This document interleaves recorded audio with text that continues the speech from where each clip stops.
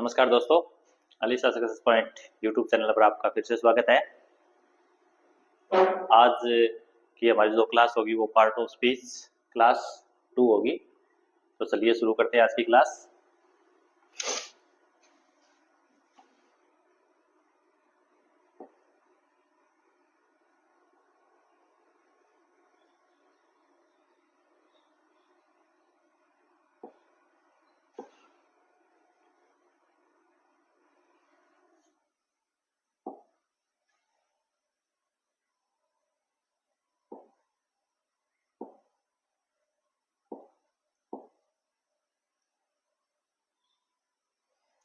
देखिए दोस्तों, पहला प्रश्न है the car sustained heavy damage in the accident.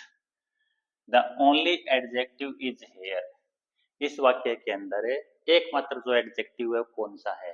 तो देखिए यहाँ पे जो एडजेक्टिव है वो है हैवी। हैवी का अर्थ होता है भारी, बहुत ज्यादा। अपने को जो ऑप्शन दिया है वो है ऑप्शन ए में है इंटरोगेटिव एडजेक्टिव, ऑप्शन बी है adjective of quality, option C है एडजेक्टिव ऑफ क्वांटिटी और ऑप्शन डी है न्यूमेरियल एडजेक्टिव्स। इंटरोगेटिव एडजेक्टिव होता है पर्सनवाचक विशेषण, एडजेक्टिव ऑफ क्वालिटी होती है गुणवाचक विशेषण और क्वांटिटी होती है मात्रावाचक और न्यूमेरियल होता है संख्यावाची। ठीक है, तो यहाँ पे जो हैवी है उसकी नेचर कैसी है, वो कौन सा एडजेक्टिव है, ये हमसे पूछा गया है। तो देखिए हैवी, लाइट, डायरेक्ट, ये क्या है, उसके गुण है, क्वालिटी है। तो इसका राइट आंसर होगा वो होगा ऑप्शन है B, adjective of a quality. Right answer होगा एडजेक्टिव ऑफ ए क्वालिटी। इसमें जो डिमेज है उसकी क्वालिटी कैसी है, हैवी है। ठीक है दोस्तों, चलिए नेक्स्ट क्वेश्चन पे। Question number 2, A banquet of flowers was given to Anna. The word banquet is what type of noun? कि यहाँ पे जो बैंक्वेट शब्द है वो किस प्रकार की नाउन है, ये इस प्रश्न में पूछा गया है। ऑप्शन ए है कलेक्टिव नाउन, ऑप्शन बी है प्रॉपर नाउन, ऑप्शन सी है कॉमन नाउन और ऑप्शन डी है एब्स्ट्रैक्ट नाउन। कलेक्टिव नाउन क्या होता है, समूहवाचक संज्ञा। ठीक है, प्रॉपर नाउन व्यक्तिवाचक संज्ञा, कॉमन नाउन जातिवाचक संज्ञा और एब्स्ट्रैक्ट नाउन भाववाचक संज्ञा। अब देखिए यहाँ पे ए बैंक्वेट ऑफ फ्लावर्स, फ्लावर का एक गुच्छा, एक समूह है, वो एक क्या है, समूह में हो गया, इसलिए ये कौन सा क्या हुआ, समूहवाचक है संज्ञा।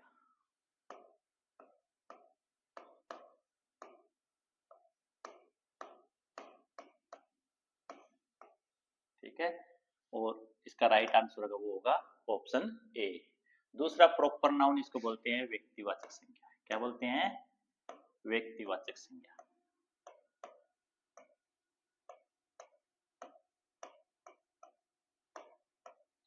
और कॉमन नाउन ये होता है जातिवाचक संज्ञा।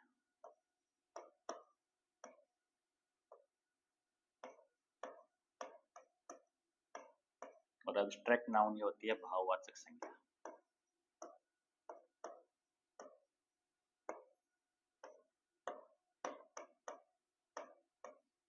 ठीक है, तो ये बैंक्वेट ऑफ फ्लावर्स है वो क्या है, एक समूह है, एक ग्रुप है, इसलिए जो राइट आंसर होगा वो होगा कलेक्टिव नाउन। ठीक है, नेक्स्ट देखिए question number 3, he has written several stories. he has written several stories, यहाँ पे पूछा है एडजेक्टिव। इस वाक्य के अंदर देखिए एडजेक्टिव है वो है सेवरल, जिसका अर्थ होता है अनेक, बहुत ज्यादा। ठीक है, सेवरल, ये सेवरल के अंदर कौन सा एडजेक्टिव यूज किया गया है वो इसमें पूछा गया है। पहला ऑप्शन है distributive numeral adjective, distributive numeral adjective. Option B में है adjective of quantity, option C है इंडेफिनेट न्यूमेरियल एडजेक्टिव्स और ऑप्शन डी है इंटरोगेटिव एडजेक्टिव। इंटरोगेटिव एडजेक्टिव्स होते हैं वो होते हैं what, which, that, sorry, whose,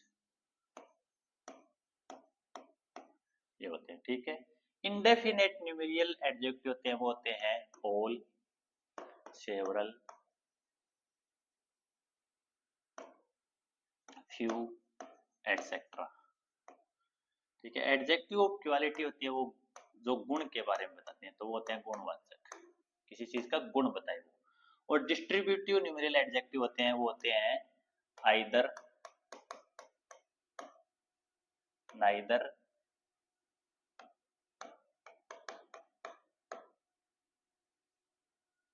इस प्रकार के, ठीक है। ईच, एवरी,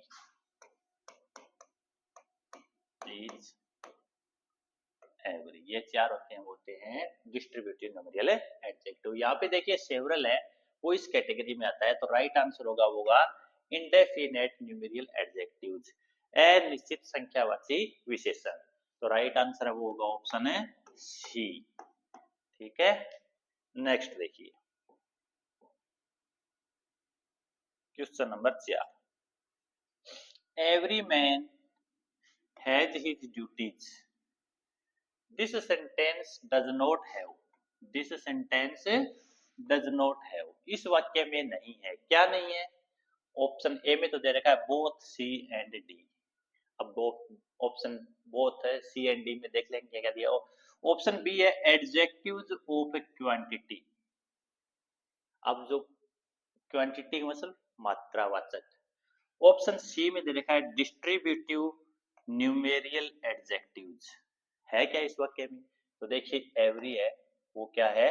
डिस्ट्रीब्यूटिव है, ठीक है। पॉजेसिव एडजेक्टिव ऑप्शन डी में दे रखा है, तो पॉजेसिव एडजेक्टिव क्या है? हिज है, ये क्या है? पॉजेसिव एडजेक्टिव है। लेकिन क्वांटिटी वाला इसमें नहीं है, कहीं पर भी क्वांटिटी नहीं दी है, इसलिए जो सही क्या नहीं है इसके अंदर, ऑप्शन बी में एडजेक्टिव ऑफ क्वांटिटी नहीं है। तो राइट आंसर होगा वो होगा ऑप्शन है बी, राइट आंसर होगा वो होगा ऑप्शन है बी, एडजेक्टिव ऑफ क्वांटिटी का प्रयोग इस वाक्य के अंदर नहीं हुआ है, ठीक है। नेक्स्ट देखिए question number 5, the way was long, the wind was cold, the predicative adjective here are of, यहाँ पे जो प्रेडिकेट एडजेक्टिव है जो लॉन्ग है और कोल्ड है, ठीक है, ये कौन से एडजेक्टिव है? तो ऑप्शन ए में है adjectives of quantity, descriptive adjectives, definite numeral adjectives, adjectives of number. Number adjectives of number संख्यावाची, निश्चित संख्यावाची, और ये क्वांटिटी मात्रा, और डिस्क्रिप्टिव वर्णनात्मक, किसी चीज का वर्णन करने वाले। तो यहाँ पे देखिए द वे वाज लॉन्ग, रास्ता लंबा था, and the wind was cold, हवा ठंडी थी, ये किसी प्रकार का वर्णन हो रहा है यहाँ पे। तो इसका राइट आंसर होगा वो ऑप्शन है बी, डिस्क्रिप्टिव एडजेक्टिव, इसमें वर्णन किया गया इसलिए ये एडजेक्टिव होंगे, वो होंगे डिस्क्रिप्टिव एडजेक्टिव, ठीक है। आ गया समझ में? चलिए देखते हैं next question. Question number 6, John won the second prize. The only adjective is here the. John won the second prize. इसमें जो एकमात्र एडजेक्टिव है यहाँ पर है वो क्या है? अब देखिए एडजेक्टिव इस वाक्य के अंदर क्या है? सेकंड, क्या है? सेकंड। ऑप्शन ए में दिया है adjective of quality, distributive numeral adjectives, option C में indefinite numeral adjectives, option D में definite numeral adjectives. First, second, third ये कौन से में आते हैं? न्यूमेरियल के अंदर आते हैं। न्यूमेरियल के अंदर भी कौन से होते हैं? ऑर्डर वाले, ठीक है। तो एडजेक्टिव क्वालिटीज तो इसका उत्तर नहीं है। अब दूसरा डिस्ट्रीब्यूटिव न्यूमेरियल एडजेक्टिव्स, ये भी नहीं है। इंडेफिनेट भी नहीं है। उत्तर क्या है? डेफिनेट। निश्चित है कि उसको कौन सा प्राइज मिला है? सेकंड प्राइज मिला है, इसलिए राइट आंसर होगा वो ऑप्शन डी, ठीक है। नेक्स्ट देखिए question number 7, he was absent from the class, he was absent from the class, adjective of number, adjective of quantity, option C है डिस्क्रिप्टिव एडजेक्टिव और ऑप्शन डी है interrogative adjective.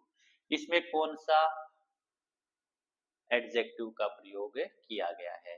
तो number यहाँ पर कहीं पर भी नहीं लिखा, इसलिए नंबर भी नहीं है, कोई मात्रा भी नहीं बताई गई है और न ही कोई पर्सन पूछा गया है। क्या किया गया है? उसका वर्णन किया गया है कि वह क्लास से एब्सेंट था, इसलिए इसका राइट आंसर होगा वो ऑप्शन सी, डिस्क्रिप्टिव एडजेक्टिव। ठीक है, नेक्स्ट क्वेश्चन देखिए,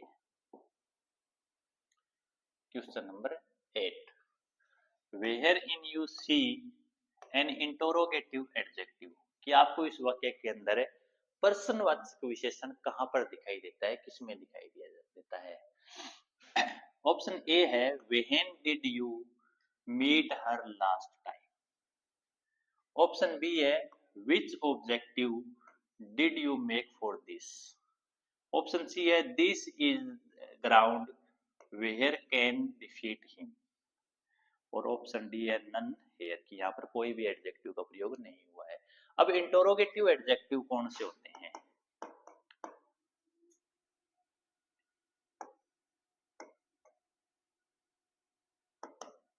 इंटरोगेटिव एडजेक्टिव, इंटरोगेटिव एडजेक्टिव के अंदर आता है विच, वुड और व्हाट। ठीक है, ये होते हैं। तो विच, व्हाट, यहाँ पे विच दिया हुआ है तो राइट आंसर होगा वो होगा ऑप्शन बी, वेन। ये रिलेटिव प्रोनाउन है, इसके अंदर पर्सनवाचक लगा ही नहीं है तो रिलेटिव एडजेक्टिव कहाँ होगा? नन भी नहीं होगा, इसलिए राइट आंसर होगा वो होगा ऑप्शन बी, जो स्टार्ट हो रहा है विच से, which objective did you make for this. ठीक है दोस्तों, नेक्स्ट देखिए, question number 9, king Francis was a hearty king and loved a royal sport. The adjectives are here. यहाँ पर एडजेक्टिव्स कौन से हैं? एक तो देखो हार्टी दे रखा है, क्या दे रखा है? हार्टी। ठीक है, ऑप्शन देखिए adjective of possessions, option B में है डिस्क्रिप्टिव एडजेक्टिव्स, ऑप्शन सी है एडजेक्टिव ऑफ क्वालिटी और ऑप्शन डी है डिस्ट्रीब्यूटिव न्यूमेरियल एडजेक्टिव्स। अब देखिए यहाँ पे राजा की बड़ा हृदयशाली राजा था और वो हमेशा शाही खेल को प्रेम करता था, ये उसके क्या थे? गुण थे, और गुण के लिए काम में लेते हैं क्वालिटी वाला, तो राइट आंसर होगा वो होगा option C, adjective possession. Possession का मतलब होता है रखना या होना, तो संपत्ति से संबंधित होता है, ये नहीं होगा, वर्णन भी नहीं है और संख्यावाची भी नहीं है, तो राइट आंसर वो है एडजेक्टिव ऑफ क्वालिटी, गुणवाचक विशेषण। ठीक है, नेक्स्ट देखिए, क्वेश्चन नंबर 10, लिस्ट ए और लिस्ट 2, इनमें से इन शब्दों को मैच करना है। पहला है Harry is a successful, the sculpture has an interesting, she only wears expensive, the Italian, यहाँ पे designer clothes, woollen sweater is very warm, square shape, German architect, और ये ऑप्शन अपने को दे रखे हैं। तो यहाँ पे देखो मैच करना है, Harry is a successful German architect, ये क्या है? सब्जेक्ट कॉम्प्लीमेंट दे रखा है, वो एक शिल्पी था, कौन था? हैरी था, कहाँ का रहने वाला था? जर्मन था, तो ये मैच हो रहा है इसके साथ। ए में 4। अब देखिए this sculpture has an interesting, अपने को पता नहीं चल रहा है कौन सा मिलेगा, दूसरे में देख लो, शी ओनली वियर्स एक्सपेंसिव, पहनती है, क्या पहनती है? वियर्स होता है पहनता है, एक्सपेंसिव मींस महंगे, तो ये देखो इसके साथ ये मैच हो रहा है। ठीक है,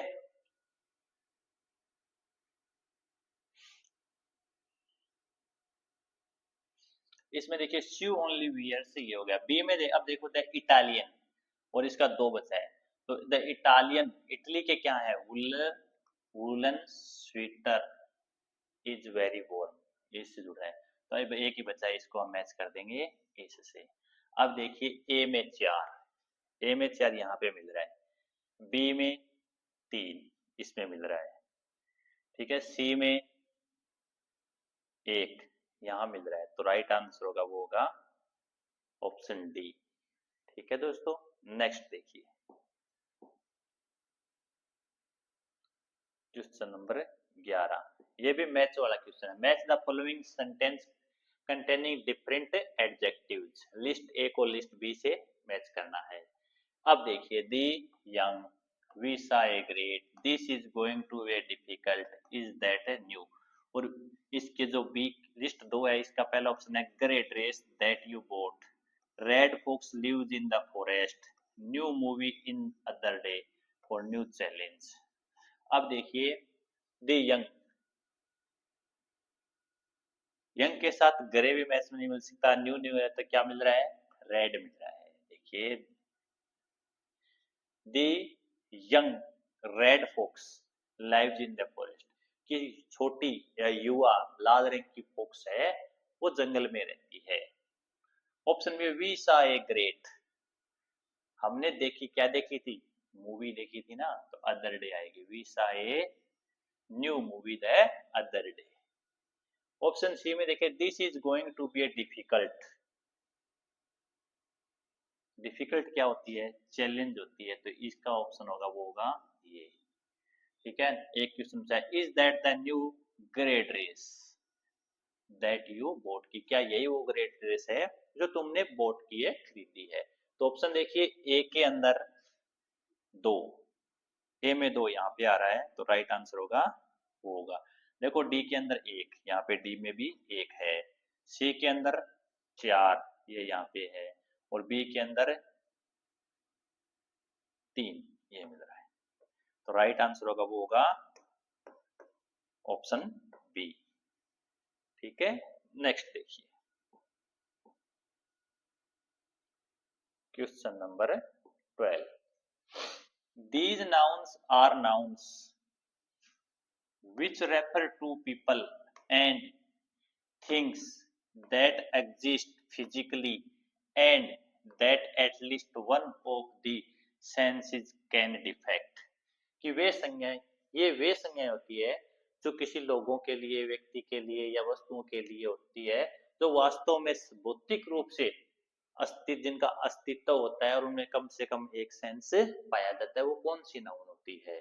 तो ऑप्शन ए है एब्स्ट्रैक्ट नाउन, ऑप्शन बी है कॉमन नाउन, ऑप्शन सी है कॉन्क्रीट नाउन, और ऑप्शन डी है होलोस्टेड नाउन। तो जिनके अंदर सेंस पाया जाता है, जिनका वास्तव के अंदर अस्तित्व होता है, वैसी क्या होती है, वो होती है मूर्त संज्ञाएं, और मूर्त संज्ञाओं के लिए होता है कॉन्क्रीट नाउन। तो राइट आंसर होगा वो ऑप्शन सी। ठीक है, ऑप्शन सी है वो इसका राइट आंसर होगा, जिसका उत्तर है कॉन्क्रीट नाउन, मूर्त संज्ञाएं जो वास्तव में होती है, जिनमें कम से कम 1-2 इंद्रियां पाई जाती है। ठीक है, नेक्स्ट क्वेश्चन देखिए question number 13, what type of nouns are 2 or more words that create a noun, these nouns are sometimes one word or words joined by a hyphens, कि किस प्रकार की संज्ञाएं होती है जो 2 या 2 से अधिक शब्दों की बनी होती है, उनमें कभी कभार 2 शब्द या 1 शब्द है वो हाइफन के द्वारा जुड़े होते हैं, हाइफन के द्वारा जुड़े होते हैं, वो कौन सी संज्ञाएं होती है। जैसे ब्लैक कार्ड, ब्लैक कार्ड, ठीक है, तो वो ऑप्शन ए है कलेक्टिव नाउन। इसी का एक ऑप्शन उदाहरण और दे रहा हूं, फाउंटेन पेन, फाउंटेन पेन, ये आइफन से जुड़ी हुए 2 शब्द है इसके अंदर। ठीक है, ऑप्शन बी है प्रॉपर नाउन, ऑप्शन सी है कंपाउंड नाउन, ऑप्शन डी है एब्स्ट्रैक्ट नाउन। एब्स्ट्रैक्ट नाउन तो होगी नहीं, क्योंकि वो भाववाचक संज्ञा, उनमें भाव आता है। ठीक है, कलेक्टिव नाउन समूहवाचक संज्ञा, प्रॉपर नाउन होता है व्यक्तिवाचक संज्ञा जो किसी व्यक्ति विशेष का बोध कराती है, इसलिए ये ऑप्शन भी नहीं है। अब बच्चा कंपाउंड नाउन और कलेक्टिव नाउन, कलेक्ट किसी समूह का बोध कराती है, जबकि 2 शब्दों से जुड़ी हुई है, तो वो क्या संयुक्त संज्ञाएं होती है, कंपाउंड नाउन इसका राइट आंसर है, इसको बोलते हैं संयुक्त संज्ञाएं। संयुक्त संज्ञा क्या बोलते हैं, संयुक्त संज्ञा। तो राइट आंसर होगा वो होगा ऑप्शन, और ऊपर नीचे दे रखे हैं, ऑप्शन बी यहाँ कर देते हैं, ऑप्शन सी यहाँ पे कर देते हैं। ठीक है, कंपाउंड नाउन इसका राइट आंसर होगा। ठीक है, नेक्स्ट क्वेश्चन देखिए, question number 40। My family lives in that house, the word family is what type of nouns. यहाँ पे फैमिली शब्द दिया, माई फैमिली, इसमें फैमिली शब्द है, वो किस प्रकार की संज्ञा है। ऑप्शन ए है कलेक्टिव नाउन, ऑप्शन बी है कंपाउंड नाउन, ऑप्शन सी है प्रॉपर नाउन, और ऑप्शन डी है एब्स्ट्रैक्ट नाउन। एब्स्ट्रैक्ट नाउन भाववाचक, प्रॉपर नाउन व्यक्तिवाचक, याद हो जाना चाहिए साथ साथ ही। ठीक है, कंपाउंड नाउन संयुक्त संज्ञा, संयुक्त वाचक संज्ञा, और कलेक्टिव नाउन समूहवाचक। अब आप ही बताइए, परिवार क्या होता है, अनेक लोगों का समूह होता है, इसलिए राइट आंसर होगा वो होगा कलेक्टिव नाउन। की फैमिली है वो कौन सा नाउन है, किस टाइप का नाउन है, तो फैमिली है वो एक है कलेक्टिव नाउन है, समूहवाचक संज्ञा है। ठीक है, नेक्स्ट देखिए, क्वेश्चन नंबर 16।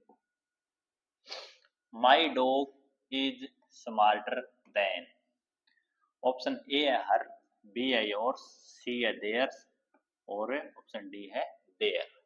अब देखिए यहाँ पे my dog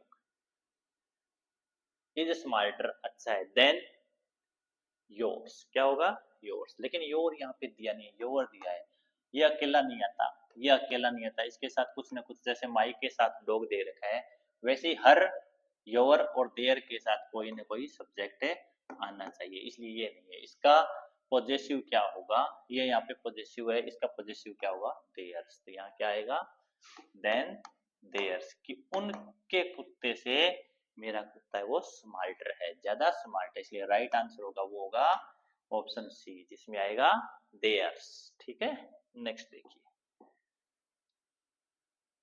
question number 70। Tina was the girl who left him in the lurk. This sentence does not have a or an. ये वाक्य है, इसमें क्या नहीं है। ऑप्शन ए प्रॉपर नाउन व्यक्तिवाचक संज्ञा है, क्या इसमें, ये देखो टीना क्या है, प्रॉपर नाउन। दूसरा है a relative pronoun, relative pronoun क्या है, हु, क्या है, हु, इसमें है। तीसरा है ए कॉमन नाउन, कॉमन नाउन जातिवाचक संज्ञा किसकी, गर्ल्स, तो ये क्या है, यहाँ पे गर्ल शब्द दे रखा है। चौथा है ए डिस्क्रिप्टिव एडजेक्टिव, एडजेक्टिव तो इसमें है ही नहीं, इसलिए राइट आंसर है वो कुछ भी नहीं है, इसलिए राइट आंसर होगा वो क्या नहीं। क्वेश्चन क्या पूछा देखो, this sentence does not have an, इस वाक्य में क्या नहीं है, इस वाक्य में प्रॉपर नाउन भी है, रिलेटिव प्रोनाउन भी है, कॉमन नाउन भी है, लेकिन डिस्क्रिप्टिव एडजेक्टिव का वर्णन नहीं है, इसलिए राइट आंसर होगा वो होगा ऑप्शन है डी, क्या होगा, ऑप्शन डी।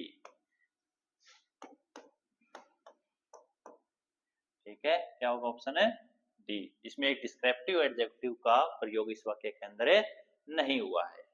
ठीक है, नेक्स्ट देखिए, question number 18। Which of the following can do the function of a relative pronoun? कि निम्न में से कौन एक रिलेटिव प्रोनाउन का कार्य कर सकता है। पहला है हिज, दूसरा है हिमसेल्फ, तीसरा है वेदर, चौथा है विच। अब देखिए हिज क्या है, प्रोनाउन है, क्या है, प्रोनाउन है, कौन सा प्रोनाउन है, पॉजेसिव, क्या है, पॉजेसिव प्रोनाउन है। हिमसेल्फ ये भी क्या है, प्रोनाउन है, कौन सा है, रिफ्लेक्सिव, कौन सा है, तो वेदर ये क्या है, कंजक्शन है, क्या है,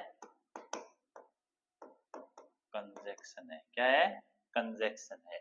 और विच ये क्या है, रिलेटिव प्रोनाउन है, क्या है, रिलेटिव प्रोनाउन है।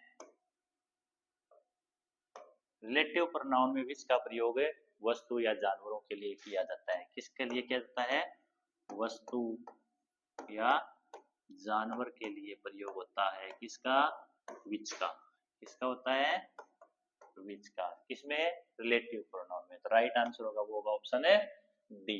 क्या होगा, ऑप्शन डी, जिसमें दिया हुआ है विच। यही तो हमने से पूछा है, इनमें से कौन एक रिलेटिव प्रोनाउन की जगह काम करता है, तो क्या होगा ऑप्शन डी, जिसमें दिया हुआ है विच।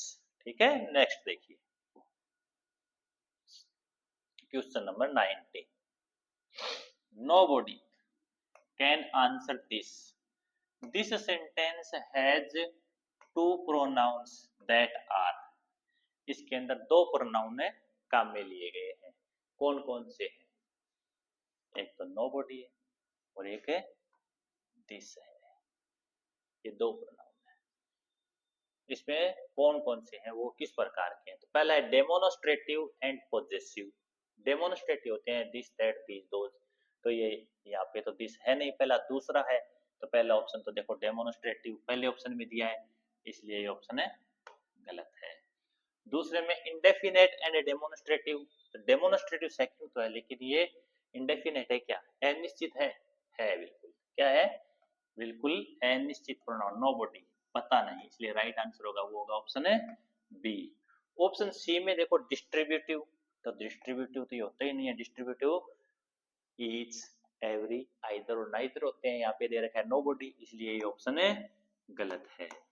ऑप्शन डी में डेमोन्स्ट्रेटिव एंड पॉजेसिव, तो डेमोन्स्ट्रेटिव पहला नहीं है। डेमोन्स्ट्रेटिव होते हैं दिस दैट दीज दोज, यहाँ पे पहला दे रखा है नोबडी, इस कारण ये हुई नहीं है। राइट आंसर होगा वो होगा इंडेफिनेट एंड डेमोन्स्ट्रेटिव प्रोनाउन यहाँ पर काम में लिए गए हैं। ठीक है, नेक्स्ट क्वेश्चन देखिए, question number 20।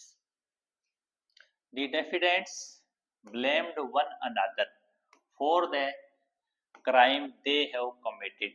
The pronoun used here is, कि इस वाक्य में प्रोनाउन का प्रयोग हुआ है वो कौन सा प्रोनाउन है।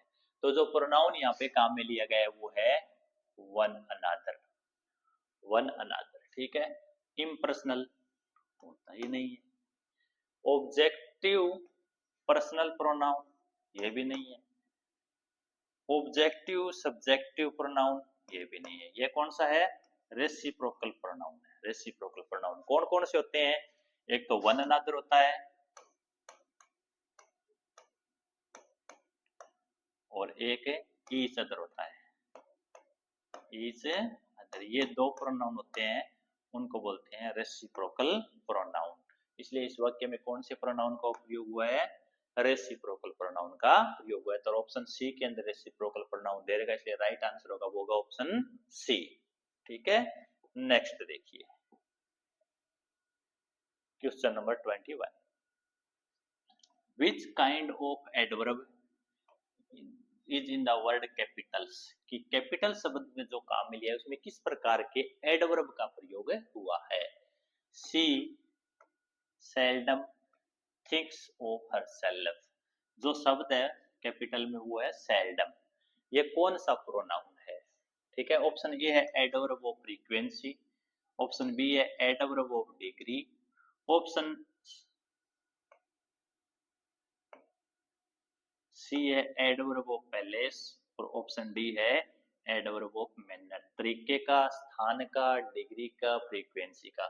सी seldom thinks of herself, seldom का अर्थ होता है प्राय, प्राय, प्राय या कभी कभी, कि वह अपने बारे में कभी कभी ही सोचती है, प्राय ही सोचती है, यानी अपने पर बिल्कुल ध्यान नहीं देती है, वो उसकी फ्रीक्वेंसी है, बारंबारता है। इसलिए इसका राइट आंसर होगा वो होगा ऑप्शन ए फ्रीक्वेंसी। न तो डिग्री है, न पैलेस है, न मैनर है। सही क्या है, फ्रीक्वेंसी। एडवर्ब ऑफ फ्रीक्वेंसी, बार बार दर्शाने के लिए सेल्डम का प्रयोग किया जाता है। ठीक है, नेक्स्ट देखिए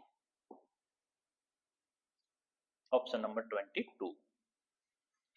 which kind of adverb is the word in the Capitals, किस बड़े कैपिटल्स में लिखे गए शब्द में से कौन सा एडवर्ब है? She received an invitation to attend a function and she is quite, capital में ये शब्द है quite sure she will attend, कि उसे एक फंक्शन अटेंड करने के लिए उसने एक आमंत्रण प्राप्त हुआ और वह निश्चित रूप से श्योर है कि वह उसको अटेंड करेगी, ठीक है, क्वाइट। एडवर्ब ऑफ टाइम, इसमें टाइम का कहीं प्रयोग ही नहीं है इसलिए नहीं है। एडवर्ब ऑफ पैलेस, स्थान का नाम भी नहीं है। Adverb of manner usually takes ly in the last, ठीक है, वो भी नहीं है। क्या है? एडवर्ब ऑफ डिग्री, कितनी मात्रा में? क्वाइट मात्रा के अंदर, तो राइट आंसर होगा वो होगा एडवर्ब ऑफ डिग्री। क्वाइट में क्या है? एडवर्ब ऑफ क्वाइट, श्योर, ये क्या है? एडवर्ब ऑफ डिग्रीज के एग्जांपल्स हैं, ठीक है। नेक्स्ट देखिए question number 23, which kind of adverb in the word capitals? When the child cried, the mother took the child outside, या outside शब्द है, किस प्रकार का एडवर्ब है? What kind of adverb is used in outside? ऐसा अपने को प्रश्न पूछा गया है। तो देखिए ऑप्शन ए है adverb of time and frequency, की समय या बारंबारता का, तो इसमें समय का कहीं पर भी प्रयोग नहीं हुआ है, इसलिए ये ऑप्शन नहीं आएगा। दूसरा देखिए adverb of palace, adverb of palace क्या होता है? स्थानवाचक, स्थान के बारे में बताने वाला। तो वह जब बच्चा रो रहा था तो उसकी माँ उसको बाहर ले गई, कहाँ ले गई? बाहर, तो बाहर कोई स्थान है, इसलिए राइट आंसर होगा वो होगा पैलेस। ऑप्शन सी है एडवर्ब ऑफ डिग्री, बारंबारता या डिग्री का कहीं जिक्र नहीं है, और एडवर्ब ऑफ मैनर्स, तरीके का भी नहीं है, तो राइट आंसर होगा वो ऑप्शन है B, adverb of place is used in the sentence in the word outside, ठीक है। नेक्स्ट देखिए question number 24, which kind of adverb is the word in the capitals? The watchman frequently, ये Capitals में है, makes a round of the office building, कि जो watchman है वो ऑफिस बिल्डिंग का लगातार चक्कर काटता रहता है, फ्रीक्वेंटली, लगातार। तो यहाँ पे पूछा है कौन सा है? पहला है एडवर्ब ऑफ टाइम या फ्रीक्वेंसी, राइट है, बार बार, कितनी क्रम में आ रहा है? बार बार आ रहा है। एडवर्ब ऑफ पैलेस, स्थान नहीं है। एडवर्ब ऑफ डिग्री भी नहीं है। एडवर्ब ऑफ मैनर भी नहीं है, इसलिए जो right adverb is used that is adverb of time और फ्रीक्वेंसी, ठीक है। The word frequently is an example of a adverb of time और फ्रीक्वेंसी, ठीक है। तो राइट आंसर होगा ऑप्शन ए। नेक्स्ट देखिए question number 25, which kind of adverb is the word in the capitals? Surely, capital word क्या है? Surely. She is a girl with beauty and brain together, ठीक है। Surely के अंदर कौन सा एडवर्ब है? तो देखिए sentence adverb, adverb of palace, adverb of degree, adverb of manner है। सेंटेंस एडवर्ब भी नहीं है, एडवर्ब ऑफ पैलेस स्थान का भी नाम नहीं है, श्योरली है, क्वाइट है, ये सब क्या है? डिग्री के एग्जाम्पल हैं, ठीक है। तो this is an example of a adverb of degree in the word surely, तो right answer is answer C, ठीक है। Adverb of degree is used in the capital letters which is surely, ठीक है। तो राइट आंसर होगा adverb of degree. Next देखिए question number 26, have you meet that next door? The correct order of the adjectives is, adjective को सही क्रम में लिखना है। ऑप्शन ए है cute boy new, option B है cute new boy, option C है न्यू बॉय क्यूट, और ऑप्शन डी है न्यू क्यूट बॉय, ठीक है। अब देखिए जो मैन क्या है? बॉय, क्या है? बॉय, नेक्स्ट वर्ड लेता है, उसके बाद बॉय कैसा है? उसके लिए न्यू है, ठीक है। न्यू भी कैसा है? क्यूट है, राइट ऑप्शन होगा वो क्यूट न्यू बॉय, कीवर्ड प्यारा सा नया लड़का है, उससे क्या तुम जो अगले दरवाजे पर रहता है तुम उससे मिले हो। तो राइट आंसर होगा वो ऑप्शन है बी। ऑप्शन है बी। यहाँ पे तो देखो न्यू बाद में दे रखा है या क्यूट बाद में दे रखा है, इन दो में अपने को एक चयन करना था।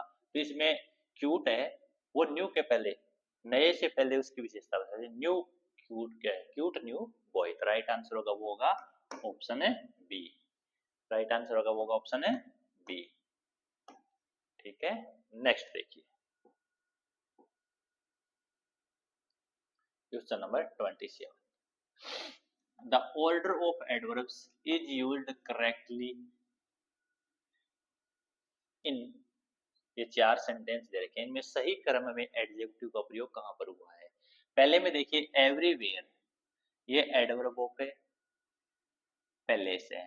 ही absolutely loves girls in general, तो एवरीवेयर तो लास्ट में आना चाहिए था, यहाँ पर इसका यूज होना चाहिए था, ये सबसे पहले दे दिया इसलिए इसमें ये प्रयोग सही नहीं है।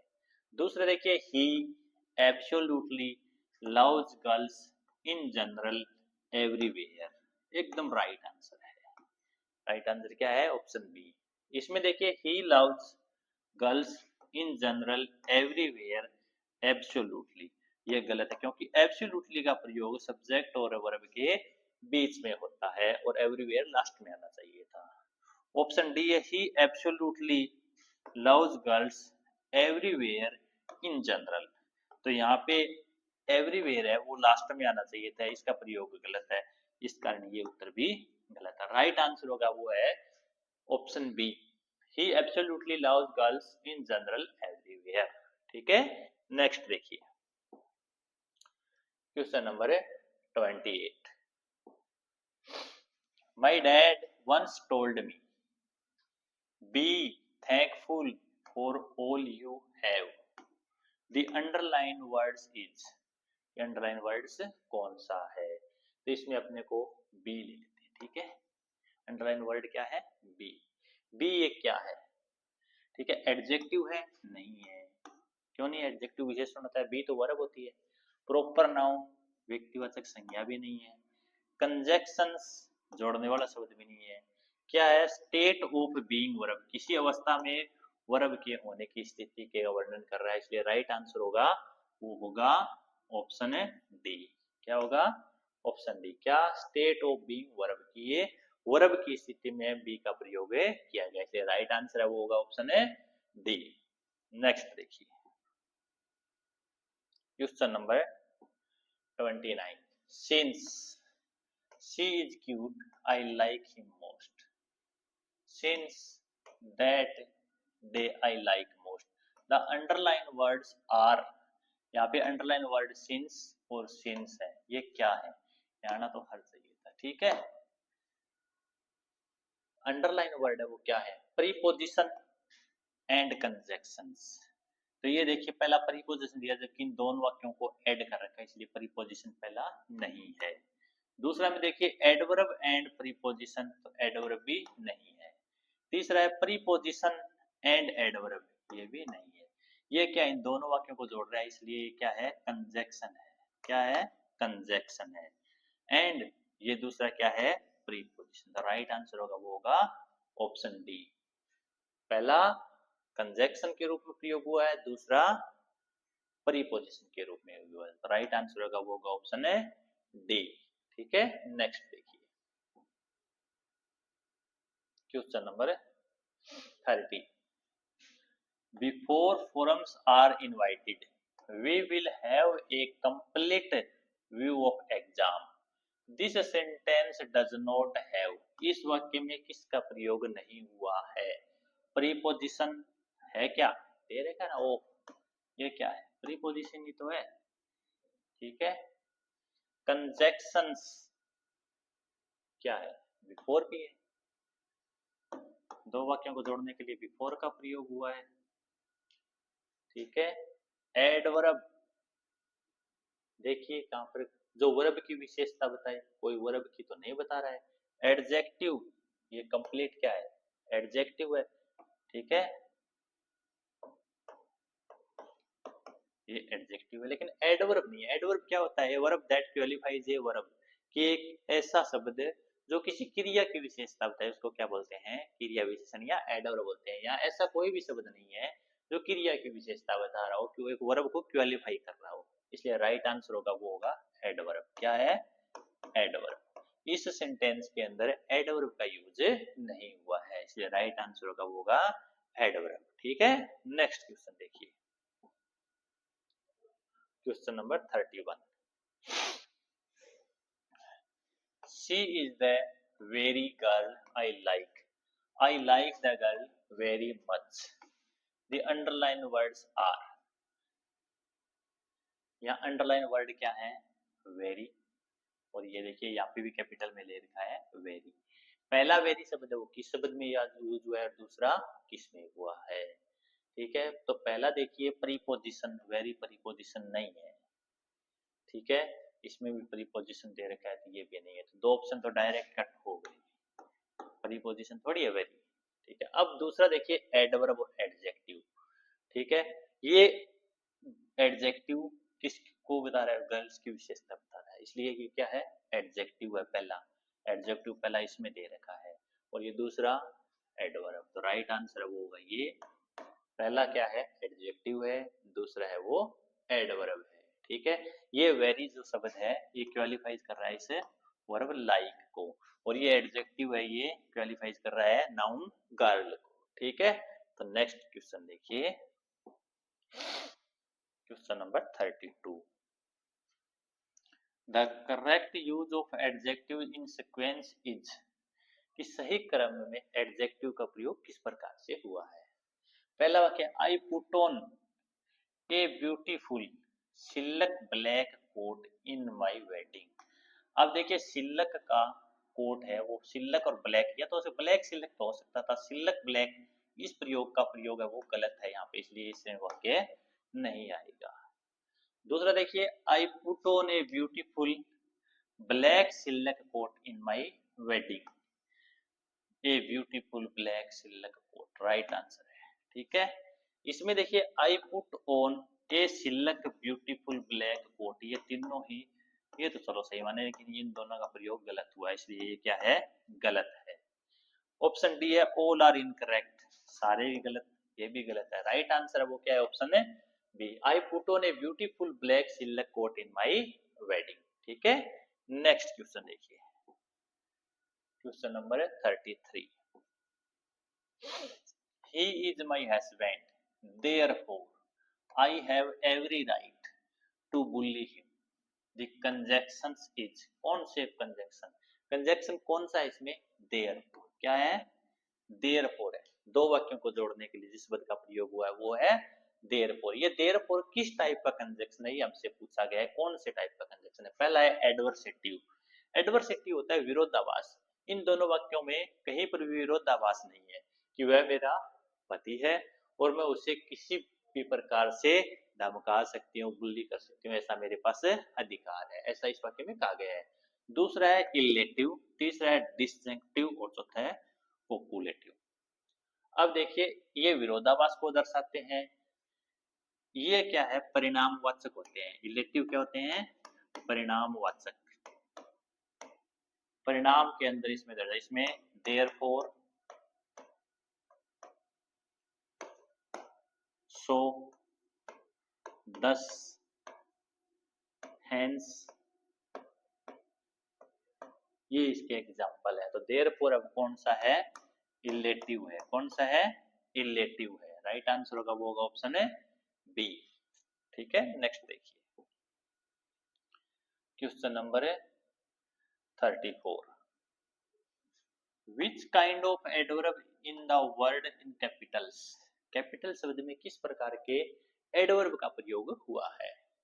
She seldom looks at me, ये वर्ड है सेल्डम, ये प्रश्न पहले भी आया था, थोड़ा सा अलग था। कौन सा है, adverb of frequency, adverb of palace, adverb of degrees, adverb of manner. Manner तरीका भी नहीं है, डिग्री भी नहीं है, और पैलेस भी नहीं, क्या है, एडवर्ब ऑफ फ्रीक्वेंसी, बारंबारता को बताने के लिए सेल्डम का प्रयोग किया जाता है। ठीक है, सेल्डम रेयरली का। नेक्स्ट देखिए, question number 35। Where in an auxiliary is used, इन वाक्यों में एक्सिलरी वर्ब का प्रयोग कहाँ पर किया गया है। अब देखिए एक्सिलरी वर्ब होती है जैसे इजेमार, क्या होती है, is am are, was were, has have, had, modal, ये सब क्या होती है, एक्सिलरी वर्ब होती है। टोटल 24 होती है, ठीक है। अब इसका प्रयोग किस वाक्य में सही है वो देखना। तो ये देखिए यहाँ पे हैज दे रखा है, लिखिए तो मेन वर्ब है, ठीक है। हैज के साथ थर्ड वर्ब का प्रयोग होता है, वो यहाँ पे नहीं दिया है, इसलिए इसमें वर्ब नहीं है, इसका प्रयोग नहीं हुआ है। इसमें देखिए I have not सेड्यूस्ड the girl, तो इसमें क्या दे रखा है, देखो हैव भी है, नोट चलो नेगेटिव में, और सेड्यूस की स्पेलिंग में ये एम भी थर्ड है, तो राइट आंसर होगा वो ऑप्शन है बी। इसमें देखिए एम तो दे रखा है लेकिन इसके बाद वर्ब नहीं है, इसीलिए ये भी नहीं है। और इसमें एम दो बार दे रखा है लेकिन वर्ब नहीं होने की वजह से ये भी नहीं है, तो राइट आंसर वो है I have not सेड्यूस्ड the girl. सही आंसर होगा वो होगा ऑप्शन है बी, ठीक है। जिसमें हैव एंड नॉट सेड्यूस्ड यानी हेल्पिंग वर्ब और उसके बाद मैन वर्ब दोनों दे रखे, इसलिए सही जो वाक्य है जिसमें एक्सुलरीज का यूज हुआ है वो ऑप्शन बी के अंदर है, ठीक है। नेक्स्ट देखिए question number 36, what are you waiting for, I am doing good for her, the capitalized words are, इसमें कैपिटलाइज्ड वर्ड फॉर है दोनों जगह, वो क्या है। पहला ऑप्शन है प्रीपोजिशन एंड कंजक्शन, दूसरा है preposition and preposition, option C है प्रीपोजिशन एंड एडवर्ब, और चौथा है कंजक्शन एंड प्रीपोजिशन। ऐसा कोई शब्द नहीं है जो दो वाक्यों को जोड़ रहा हो, इसलिए कंजक्शन तो हो ही नहीं सकता है। एडवर्ब देखिए काम दे रखा है कि किसी वर्ब को क्वालिफाई कर रहा हो, तो वर्ब को भी क्वालिफाई नहीं हो रहा है, इसलिए एडवर्ब भी नहीं है, ठीक है। कंजक्शन और प्रीपोजिशन और कंजक्शन नहीं है, इसलिए राइट आंसर होगा वो प्रीपोजिशन एंड प्रीपोजिशन। दोनों वाक्यों में फॉर का प्रयोग है वो प्रीपोजिशन के रूप में हुआ है, तो राइट आंसर होगा वो होगा ऑप्शन बी, जिसमें दिया है दोनों जगह जो फॉर है वो क्या है, प्रीपोजिशन के रूप में यूज हुआ है, ठीक है। नेक्स्ट देखिए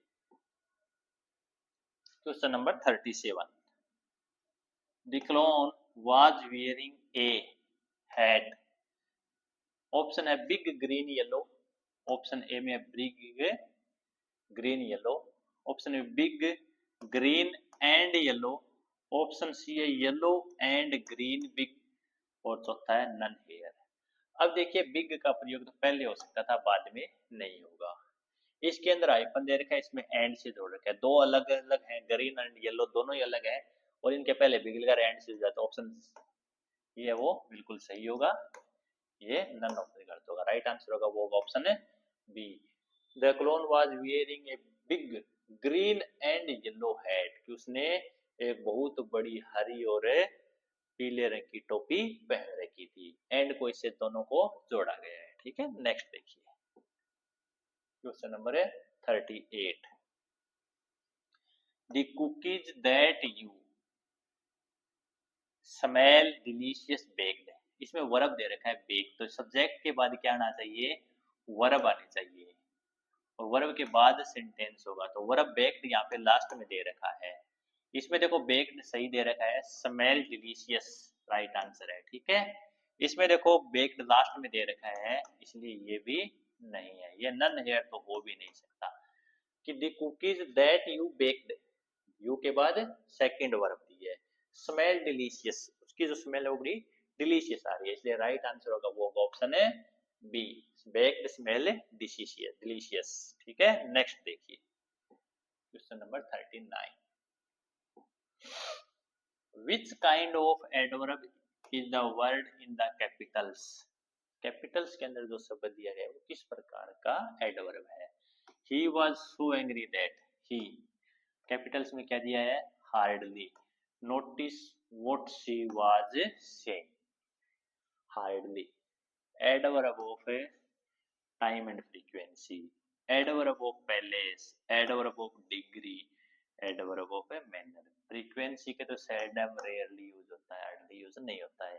पैलेस का यहाँ कोई जिक्र भी नहीं है, न यहाँ पे मैनर का जिक्र है। क्या है? डिग्रीज का जिक्र है। ठीक है, बड़ी मुश्किल से न के बराबर, श्योरली, हार्डली। ठीक है ये क्या है? एडवर्ब ऑफ ए डिग्रीज है, इसलिए राइट आंसर होगा वो होगा ऑप्शन सी। ठीक है, नेक्स्ट देखिए question number 40। Which is the correct order of adverbs? Adverb का सही क्रम क्या है? Manner, place and time. Time, place and manner. Option place, time and manner. Option D है टाइम, मैनर एंड पैलेस। तो इनके लिए होता है एमपीटी। क्या होता है? एमपीटी। एम से मैनर,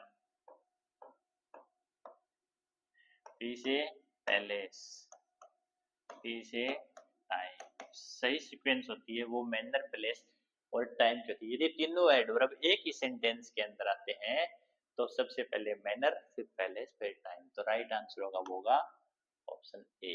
राइट आंसर होगा वो ऑप्शन ए का होगा, जिसके अंदर एडवर्ब ऑफ मैनर, फिर उसके बाद एडवर्ब ऑफ पैलेस और उसके बाद एडवर्ब ऑफ टाइम का यूज किया जाएगा। ठीक है, नेक्स्ट देखिए। ठीक है दोस्तों, आज की ये क्लास अपनी यही समाप्त होती है। आशा करता हूँ कि आपको ये क्लास बहुत अच्छी लगी होगी। अगर क्लास अच्छी लगे तो ज़्यादा से ज़्यादा लाइक कीजिए, शेयर कीजिए और कमेंट जरूर कीजिए। ठीक है।